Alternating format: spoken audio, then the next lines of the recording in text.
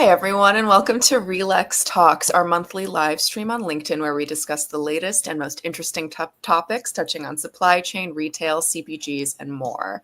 We're live on the second Wednesday of every month, and just a heads up, starting next month, so January 2025, we'll be starting our show 1 hour later, which is good for all the not so early birds, good for the US audience for sure.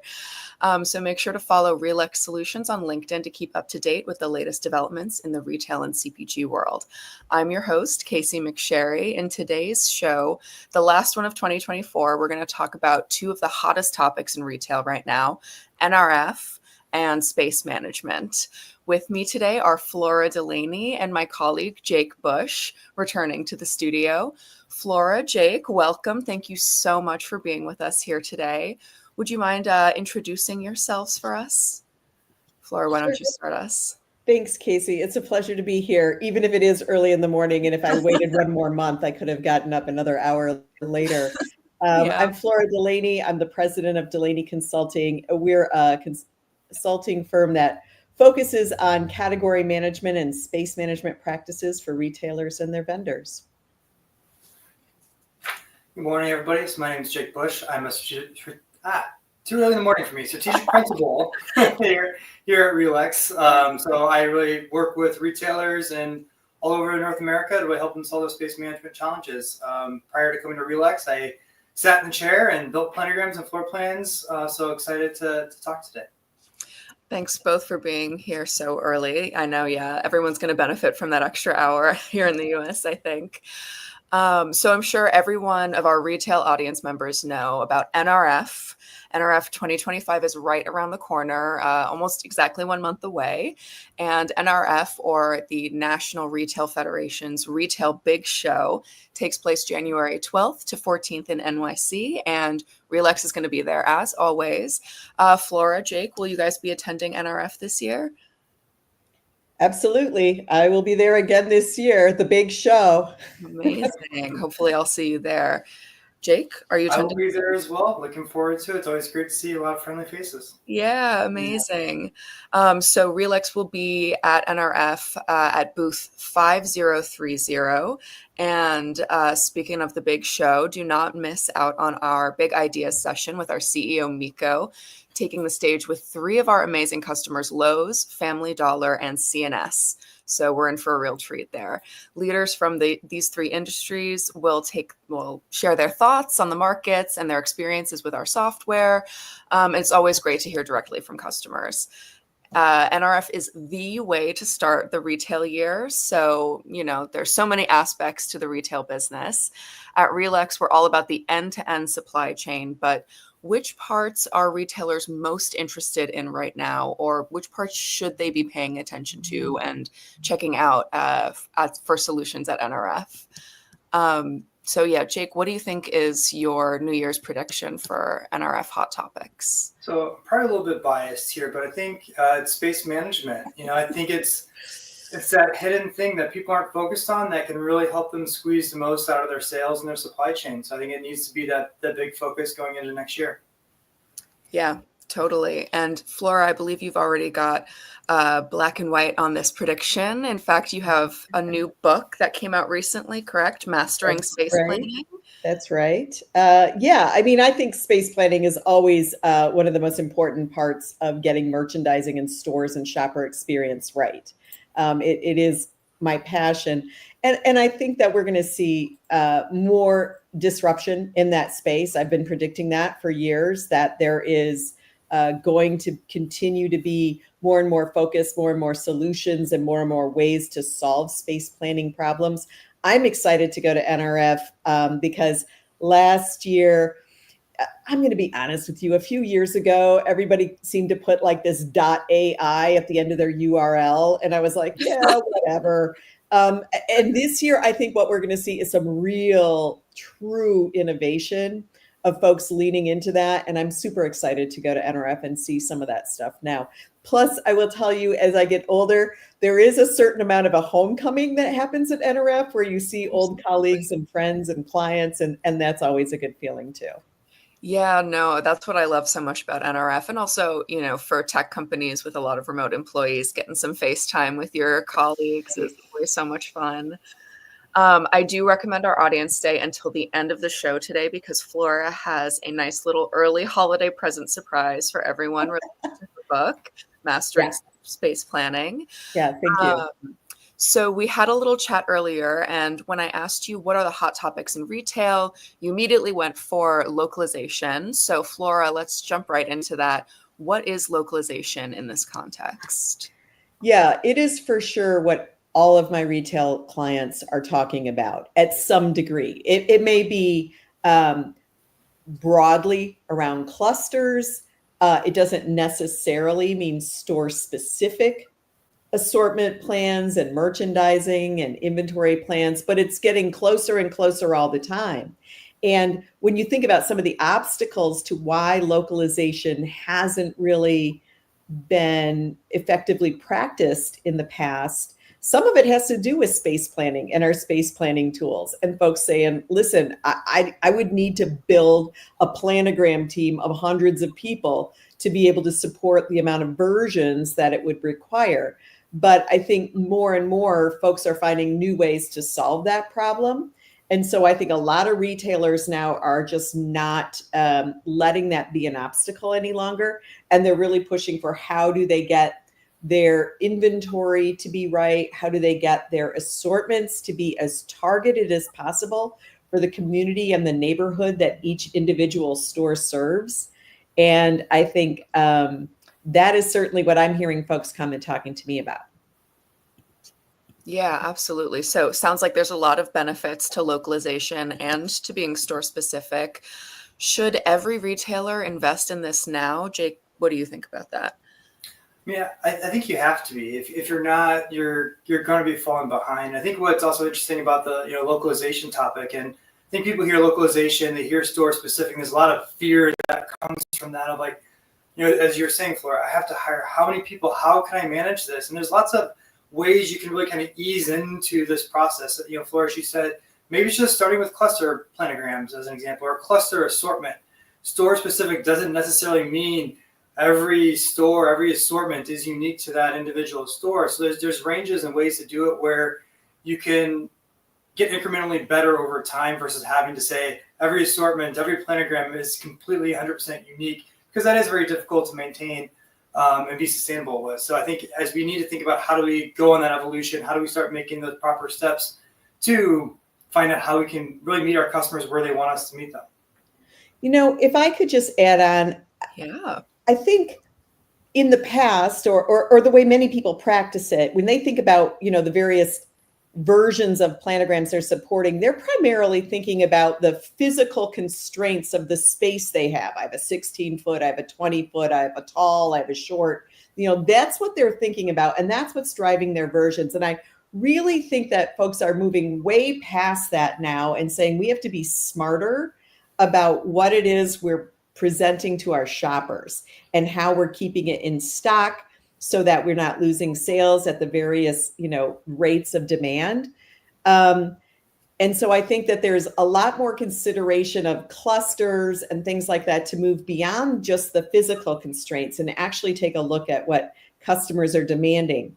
And for a lot of retailers, that means, they can go into this, I want to say, with like a little bit of a toe in the water, because there are going to be businesses where localization really matters. Things like beer, right? Every single, little town has their microbreweries, has their local favorites, and you want to have a localized assortment there. That's really different than paper towels or napkins, where, you may very well suffice all the shopper demands with sort of a standard national assortment. So I think retailers are on a spectrum there where they're trying to figure out not only how do they do it, but what are the businesses that it really matters. Either because there's just such a variation in what the assortment is that they want to provide, or there's such a variation in the shopper demand. In the past, we might have seen something, for example, where, I'm up here in the Great North, And I got to tell you right now, there is not a lot of demand for sunscreen. No. But I would imagine that there is still a very high demand for sunscreen down in the South, in Florida, and in other locations. So, I think in the past, retailers kind of thought about things that way, but they didn't always have the infrastructure to be able to support that variation. And so they were always sub-optimizing what they were putting out into the market for the North or the South, right? Or for various places where there were different demands. Absolutely. And kind of going back to a point you touched on, should you be store specific? Is it worth it to be store specific? Yeah, that's a great question. And I think it varies depending on whether you have like 200 stores or 20,000 stores, right? So to some degree, the scale and the variation really matters in terms of should you be store specific. And how I try to talk to retailers about that is to say, let's get closer to store specific and keep testing and measuring. What is that doing to our in-stock rates, to our overall sales? And are we sufficing our shoppers better? And at some point, we'll reach a point of diminishing returns. And it's going to vary by category and by market, I think. I think, as a technology provider, RELEX, what we're striving for is, the ability to go store specific for everything at all times. We know the inhibitor to that a lot of times has been technology. It's been unsustainable. So I think the reason why people have that question of should I go store specific is because it is so much work to get there. If we think about forecasts, I said, let's do a cluster forecast. Most of the time you tell me, get out of here. We got to do that at the store level. So, I think from a technology standpoint, what we're really trying to do to make that achievable is how do we streamline the workflows of the users? How do we add automation? How do we add intelligence? So that way your journey to store specific isn't this daunting climbing a mountain thing. It is being able to manage it with the workforce that you have today. And are we there yet? Not there completely, but I think we're really making a lot of movement in that direction with automation, with the ability for that automation to be handled by an everyday user, not technical consultants running all kinds of crazy code in the background. And then I think the last piece too is, Flora, you talked about it before, the AI. How's AI going to continue to change things? Whether that is insights from my assortment, really telling me that I had no idea. There is a really localized need to change that assortment here. There's a lot of value for that, or even just AI in terms of how do I build things more efficiently so that way I can do more with the same amount of team. Jake, I'm happy to hear you say that because I think the demands from the retailers has been, I don't know if I need actually store specific, but I don't want technology to be the constraint and the reason why I can't get there. There's got to be, let the market, let the shoppers tell me how deep and localized I need to go. But, don't make it that I can't get there because I don't have the manpower. And I completely agree with you. I do not think the future, when we start talking about localized planograms and versions that are going to explode geometrically, are not going to be able to be built and supported by human beings with their mouse moving little colored boxes on a screen. That is just not the way we're ever going to get there. There has to be automation. There has to be a way to say, these are the goals I'm trying to achieve. This is my merchandising strategy. These are the various sales rates I have for all the different stores. Go produce the planograms that suffice all the things I want to do. And let me just come back and review it, validate it, tweak it. That is, I think, the future of space planning. It has to be. Otherwise, we won't be able to get there. Absolutely agree with that. I think, a lot of times when you think about, what makes it worth it for localization, I think often really focused on the driving sales. So, how do I add maybe that local beer that helps add incremental sales? I think there also is the flip side of that conversation of what can we do to help cut costs by actually adding additional planogram versions. And I think part of that goes to, managing the inventory and the supply chain. So if I can reduce shipments to the store because I am balancing the facings and the inventory more properly, that means less transportation costs. That means less DC picking. That means less touches in stores, and you start impacting all the labor across your entire supply chain. So maybe I'm still, net equal with the sales, but if I have less boxes coming to the stores, less touches by the store associates, that's a lot of value to that retailer to remove those expenses from their supply chain. So I think that's something that often is maybe missed in the conversation around is localization, or how store specific do I need to get? Good point. I mean, I was kind of coming at it as how do you suffice the shopper demand? How do you make sure that you're giving the greatest customer experience you can in each individual store? But if I think about a conversation I just had earlier this week with a retail client, they're very concerned about what new tariffs could mean to the price of their goods. What does that mean for the costs they're going to have? And what are they going to do to make sure their inventory investment is working as hard as possible and churning as fast as possible, so that they are not in a situation where they have to pass on all of these price increases to their shoppers? And, one of the best ways they can do that is to make sure that the inventory that is on the shelf and in the stores is absolutely as matched as possible to customer demand, so that they continue to keep that inventory turn ratcheting up higher and higher, and their inventory investments are paying back, and that ROI is coming back as quickly as possible. So I think that's a really good point, that it's not just about how you're driving sales, but also how are you reducing costs and making sure your inventory and supply chain is absolutely as efficient as possible. I kind of feel a little insulted sometimes when I hear folks be like, "Oh yeah, well the planogram is the last 4 feet of the supply chain," and I'm like, "Is it though?" But in some degrees, I have to say, yeah, it kind of is. Yeah, and what's tough about trying to start thinking about that expense side is I need to really have a really good view of what's happening in the supply chain in order to plan my planogram out correctly. And so I think from a RELEX standpoint, one of the ways that we try and accomplish that is by really kind of unifying the forecast replenishment world with that space management world.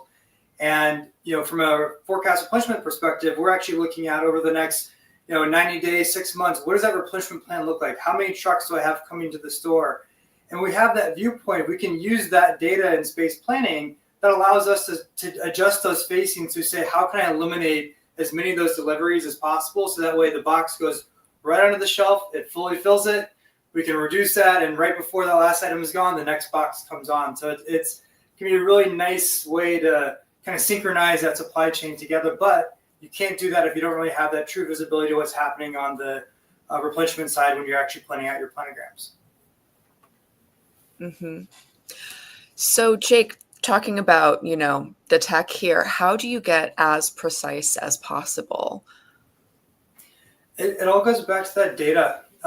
It's not much of a surprise, but I need to have the appropriate data at a store level to be able to run the analysis. Where that gets difficult is that's a lot of data to sift through, and that's where automation comes into play. So we have to be able to set parameters and merchandising strategy, and then let technology go through and make those individual store level decisions for us, and then validate on the back end.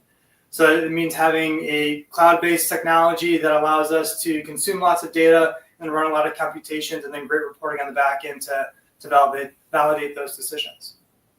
Yeah, absolutely. It starts with the data. And Flora, how do we arrive at the clusters, internal sales data, vendor supplier partners who has access to more data, stuff like that? Yeah, I mean, every retailer is going to kind of pick their own way forward, their own methodology. Certainly now that they have true omni-channel visibility and they can really start to see what the demand is, even the unmet demand of online purchases and searches, they can start to get much, much closer to seeing the differentiation between the demand. And I certainly do think that, many, many retailers lean heavily on their vendors to provide them with some of the insights and some of the, frankly, manpower to do the work of getting to all their different planogram versions.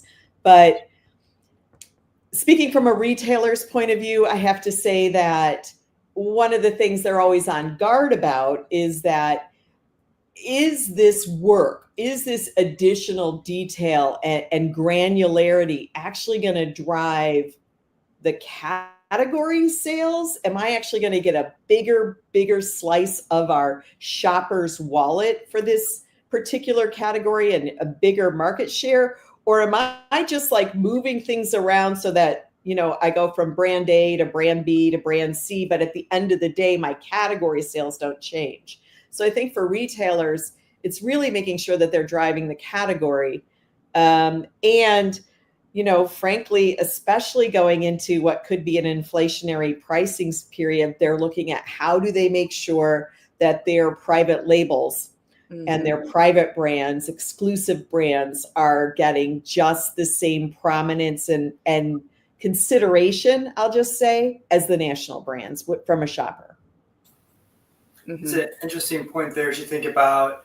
Also had a lot of conversations with customers say they're increasing their own brand 10, 20, 30, 40% from what it is today. And it always brings up the question of where are you going to get that space from? Back to the importance of space management. It's great that we're adding all these SKUs, but you can't support it all, or it's inefficient to continue just to cram more in there. So it really drives that question back to the assortment of what can I reduce without losing incremental sales to make sure the planogram still maintains the category or even increases it.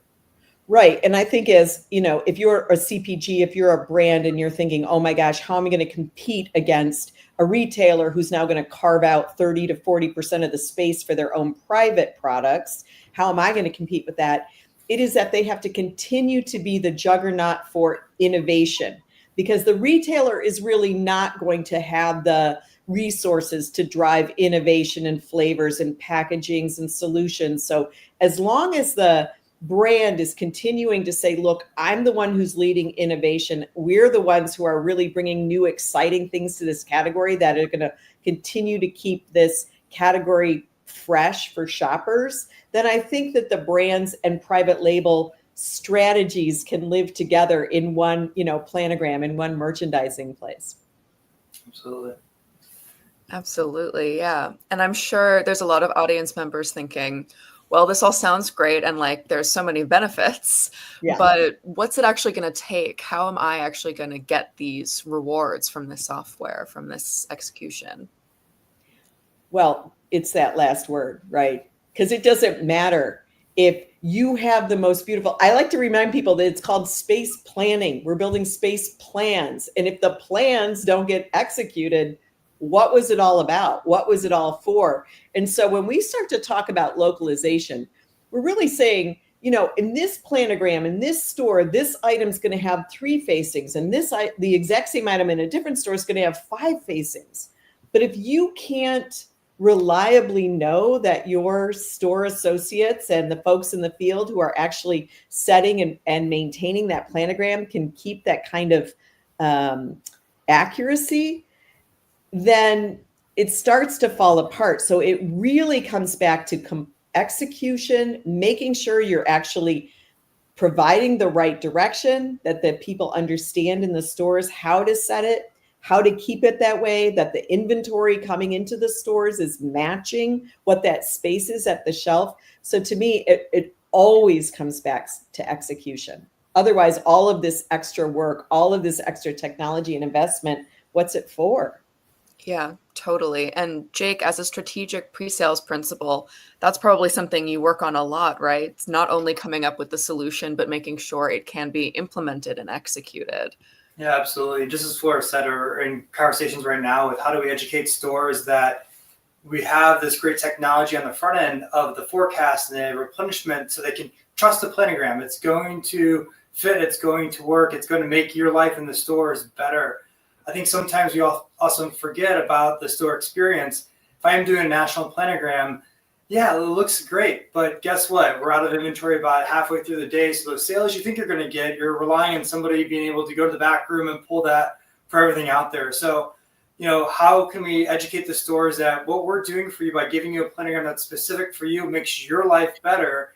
And then they'll start buying in, I think, to actually executing and following that planogram, because when they do, they realize that things kind of work together. We're part of a larger team where we can synchronize and the boxes come off the truck and right on the shelf, and hey, their job's much easier than it was before. So I think it's part of that education and communication all the way through, from corporate all the way down to the stores. Yes, super important point that there's going to have to be some change management and change address, some communication, because if you have a national planogram, you may have for years localized it yourself, right? You didn't really follow it because you didn't feel like it met your store's demand. And so you might have already been nudging planograms, and to now get a planogram and say, no, this is actually what we want you to have in the store because we've done that work for you, is got to come. Those have to go together. Otherwise, you're just not going to get it. Execution to me is just so critical. Yeah, I think that's one of the reasons why user friendliness is so important as well, because if you have this fancy software that's capable of so much, but the interface is hard to use, then it's not going to get executed. Yeah. And then talking about these kinds of software changes, I think it's another great reason to go to NRF. At our RELEX booth, for instance, you can see our capabilities and you can really get the feel for the solution. So it's not just charts on paper, but like a tangible experience. And we are heading towards the end of our time here. So as promised, we've got a little surprise and present for all of you. Flora's book is coming out and is out and is now available to order. But she's offered a great little freebie for all of our RELEX Talks viewers. There's a bonus chapter on execution and compliance that's available to all by using the link in the comments. I think we're going to get that posted now. So Flora, thank you so much for that. When I was writing the book, it occurred to me that after it went to print, that I really felt like there was more I wanted to say specifically about execution. It was talked about, but I was like, man, there's so much more there. And so I did do an extra free bonus content. It's at floradelaney.com/extras. It's free to the people who are watching this. So please go ahead and grab it, see what you think. And if you like it, obviously, you might want to grab the rest of the book. But I do think that, to me, it just was so important to kind of make sure that people understand that without this actually coming to life in the stores and without being in service of our stores and our shoppers, all of these space plans and space planning really doesn't matter. So it was just really important to me to do that. All set. Amazing. There's just one little question that I always like to tack on at the end, since we do have a couple minutes here, which is, what do you think is one of the biggest barriers for large retailers taking that step to pull the trigger on getting this, necessary, as we've all said, software for space management? What are like the blockers there, and what are the things that really like clinch the deal, so to speak? Well, I walk into a lot of big retailers who have big dreams and say, this is where we want to get to. And they definitely have a view for the future. And when we actually start talking about what it will take to get there, I would say one of the biggest things is that they have probably been sitting on top of a space planning solution that they've had for decades. And that is now been integrated into so many different systems and processes. It's kind of like pulling that one noodle out of the spaghetti bowl, like it's all attached to everything else. And so it can become overwhelming when they think about what it would take to change, to move their whole organization. Because you're not just talking about the space planning team. You're talking about the inventory, replenishment, allocation. Maybe it's got impact to the DCs. It certainly is going to impact the stores. And all of a sudden it goes from being, when it is a functional change, that functional VP can probably manage it. But when you're talking about, this is an initiative that's going to go across the entire enterprise, that's usually what starts to become the blocker, in my opinion. What do you think, Jake? I think it's very much along those lines of, how do I have the focus on the ROI and the speed to value? So I think a way to kind of get beyond that challenge is, here's the steps we're going to take so that way we start funding this project as early as possible. So that way you get some quick wins, can build off of that, and then ultimately be able to see the true end-to-end benefit, but we're getting that value up front. So I think it's I think from a RELEX standpoint, how do we help educate customers on how to move a project through this? They're really good at doing their jobs, at working with the retailers, and I think letting us help them understand how do you really sell in technology, how do you change an organization, how do you leverage this to achieve those visions that you have. And I think a strong focus on that ROI and speed to value is a good place to start. Amazing. All right. Well, we are at time today, so it's time to wrap up. Thank you both so much, Jake and Flora, for joining us. Again, Flora Delaney's book, Mastering Space Planning, is out and available now. And thanks to our audience for catching us today at RELEX Talks. And don't forget to follow RELEX Solutions on LinkedIn for our insights and the upcoming episode on January 8th. Remember, we'll be live at 10 a.m. Eastern next month. And do not forget to visit RELEX at booth 5030 at NRF if you're attending. You will not want to miss out on our newest solutions, from forecasting and replenishment to space management to pricing and promotions as well. I'm your host, Casey McSherry. Thank you everyone for being here today. Wishing everyone happy holidays and a happy new year. See you in January.